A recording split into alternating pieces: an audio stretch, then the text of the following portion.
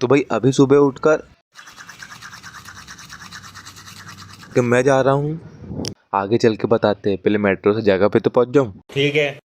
तो hello friends, स्वागत है आपका फिर से एक नए ब्लॉग में।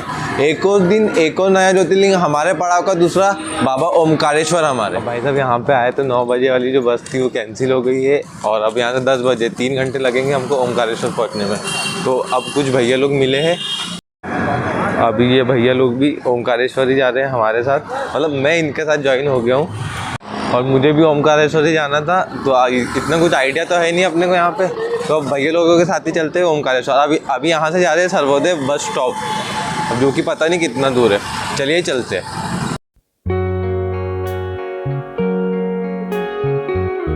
आप हमारे लिए, हम मेरे को मिलने के लिए घूम फिर के आए। आपके लिए तो हम ढूंढ रहे थे, आपको कहाँ मिलेंगे? आपके इंतजार में इतना टाइम लगा है।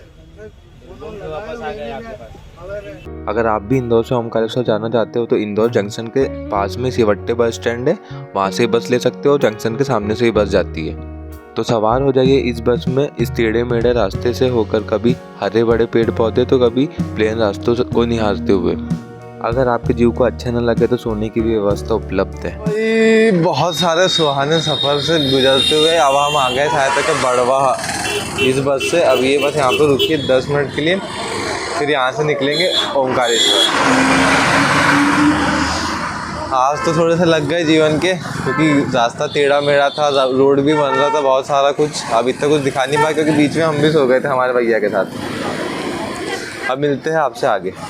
और ओमकारेश्वर पहुंचने से ही पहले आपको मां नर्मदा जी के दर्शन हो जाएंगे। मंदिर तक कितना है? वहाँ से 2 किलोमीटर जाना है पैदल। चार तो संडे आगे और भीड़ होगा भाई। अगर आप बस से आ रहे हो तो बस स्टैंड तक के ही बंदा लेके आएंगे आपको बस वालों, नहीं तो फिर उसके बाद बस के आने के बाद आपको इन्हीं का सहारा लेना पड़ेगा। ये 10 रुपये लेंगे, जो कि न्यू बस स्टैंड से ओमकारेश्वर गेट तक के छोड़ देंगे। ये है मुख्य द्वार। भाई साहब कितना तगड़ा व्यू लग रहा है, बिल्कुल मस्त हवा चल रही है। और अभी तक के तो पता नहीं, ऑटो में आए बहुत गंदा लगा क्योंकि हवा कुछ भी नहीं चल रही थी। और ये भैया हमको मिले हैं इंदौर से। Hello guys, please subscribe the channel Yadav ji 12। सर्वप्रथम पहले तो ब्रिज से ही ओमकारेश्वर जी का दर्शन कर लीजिए।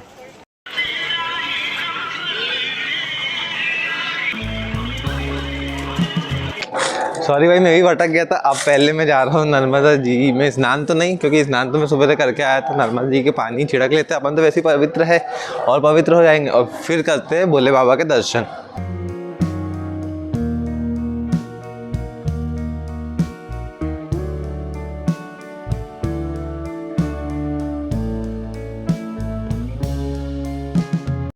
अब इस नन्हे से बालक की किलकारी सुन के मुझे भी कुछ याद आया, कुछ बहुत पुराना। ये आपको बाद में बताते हैं। अब नर्मदा जी में पैर रखते ही ऐसा लग रहा था कि नहा लेना चाहिए, बट सीन ये है कि अब अपन कपड़े लेके तो आए नहीं और सुबह भी नहा के आ गए थे, तो अब पानी छिड़क लिया तो अपन वैसे ही पवित्र। और ये है टेम्पल। अब करते हैं पहले नर्मदा जी के दर्शन तो हो गए, ओमकारेश्वर जी के दर्शन, और फिर उसके बाद पेट पूजा भी करना पड़ेगा। पहले भगवान की पूजा, फिर पेट की पूजा।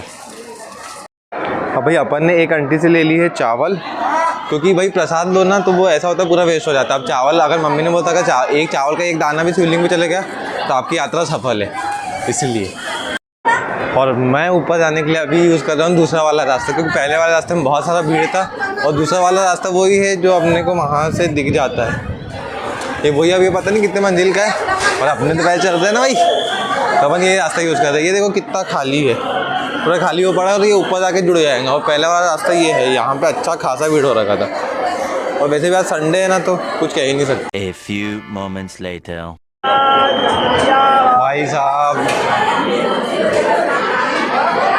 भाई साहब बिल्कुल तगड़ा वाला लोल हो गया, पता है। जिधर से मैं अच्छे से जा रहा था उधर वो रास्ता एग्जिट का था, अब एंट्रेंस लेना पड़ेगा। और ये अच्छी खासी भीड़ पड़ी हुई है। अब पहले चप्पल उतार देते हैं यहाँ पे और यहीं से लग जाएंगे उधर नीचे। महाराष्ट्र। हाँ, महाराष्ट्र। अच्छा, महाराष्ट्र से। अब वो घुसने ही नहीं दे रहा था। ये तो दद्दू, इनने अपने को बीच में उछाड़ लिया, नहीं तो भाई बहुत ही तगड़ी, बहुत ही ज़्यादा लंबी लाइन थी।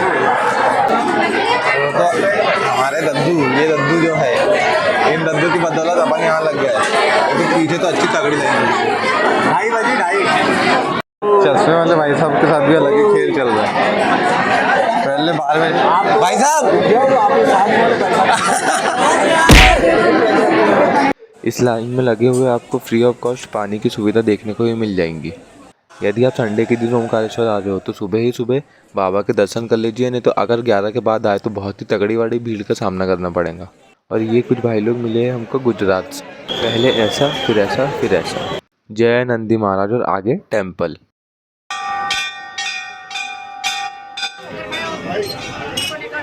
तो भाई फाइनली 2 घंटे लाइन में लगने के बाद दर्शन हो ही गए। और तो दद्दू का बहुत बहुत कृपा है भाई कि दद्दू ने मुझे बीच में घुसाड़ लिया, नहीं तो आज कम से कम 5 घंटे लग ही जाते थे, क्योंकि जिस प्रकार की भीड़ है और आज ऊपर से संडे भी है, वीकेंड का दिन है, तो अच्छे खासे लग जाते मेरे। और अब हम जाएंगे खाना खाने, और मैं इसी गेट से बीच में घुसा था।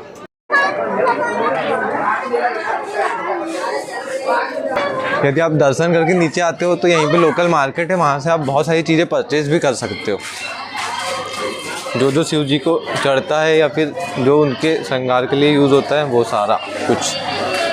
तो अब चलते हैं परिक्रमा करने। क्या मैं ब्रिज क्रॉस करके गया था खाना खाने तो नहीं, नाश्ता करने। अब बट वहाँ नाश्ते में कुछ मिला नहीं, और खाना इसलिए नहीं खा रहा हूँ कि अगर खाना खा लूँगा तो परिक्रमा कैसे कर पाऊँगा।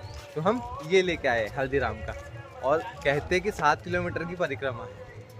अब ओमकार मन घाट से शुरू करते हैं, और हम मेरे को कितना टाइम लगता है ये बताता हूँ मैं आपको। अभी कुछ बज रहा है 5:28, और मैंने ओमकार मन घाट से परिक्रमा शुरू कर दी। अब देखता हूँ इस परिक्रमा को करने में मुझे कितना टाइम लगता है।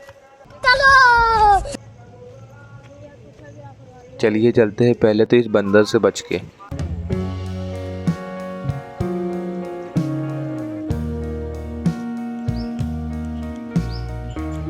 तो भाई परिक्रमा करते करते आपके मार्ग में सबसे पहला स्थान पड़ेगा संगम, जो कि ये है नर्मदा जी और ये है कावेरी जी, और ये है उनका संगम। अब मैं यहाँ तक इसलिए आया क्योंकि जब मेरा राजमुंडन हुआ था, जब वो इसी संगम में हुआ था, इसलिए मैं यहाँ तक आया। अब करते आगे की परिक्रमा, क्योंकि 5:30 बज गए, मेरे को आधा घंटा लगा वहाँ से, मतलब ओमकारेश्वर जी से संगम तक आने में। अब देखते हैं यहाँ से कितना टाइम लगता है। हर हर महादेव।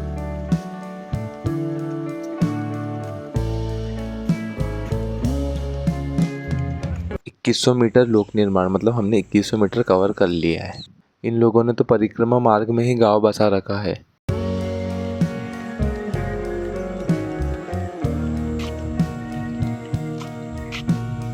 $3500 मीटर लोक निर्माण, मतलब भाई 1400 मीटर में इनने गांव बसा रखा है पूरा।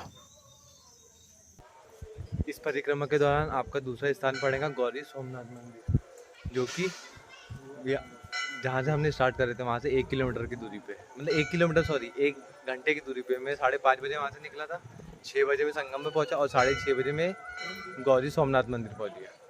अब यहाँ से आगे और कितने स्थान है ये भी आपको बताऊँगा, बने रहिए हमारे साथ। पहले दर्शन कर लेते हैं, और थोड़ा सा आगे चलते ही आपको दिखेंगे आदि गुरु शंकराचार्य की प्रतिमा, जो कि ये अभी स्थापित हुई है। इससे पहले जब मैं आया था ओमकारेश्वर, जब यहाँ स्थापना नहीं हुई थी। भाई इस परिक्रमा के दौरान चौथा स्थान आप पड़ेगा शिव शंभू जी का ये मंदिर। ये भी शायद के शिव जी और गौरी जी का मंदिर है, और उसके ऊपर ये प्रतिमा है। आपको शायद तक नहीं दिख रही होंगी, मैं पूरा दिखा देता हूँ।